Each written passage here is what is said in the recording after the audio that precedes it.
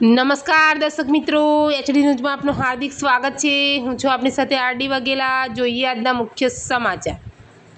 અંકલેશ્વર મીઠા ફેક્ટરી નજીક કેનાલ પાસેથી ગાંજાના જથ્થા સાથે એક શખ્સની ધરપકડ કરતી B division police.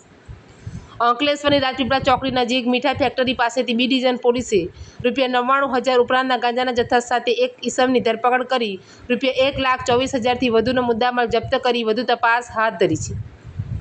Ankleshwar B division પોલીસને મંગલ પાસવાન નામનો ઈસમ બાઇક પર ગાંજાનો જથ્થો લઈને રાજપીપળા ચોકડી નજીક આવેલી મીઠા ફેક્ટરી કેનાલ રોડ પર આવનાર હોવાની બાતમી મળી હતી।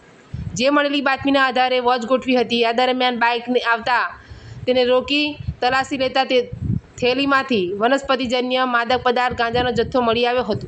પોલીસે મૂળ બિહાર અને હાલ સારંગપુરની મારુતિધામ સોસાયટીમાં રહેતો મંગલ પાસવાનની ધરપકડ કરી ₹99,150ની કિંમતનો 1.983 કિલોગ્રામ ગાંજાનો જથ્થો, 20,000ની બાઇક અને મોબાઈલ મળી કુલ ₹1,24,000નો મુદ્દામાલ જપ્ત કરી વધુ તપાસ હાથ ધરી છે।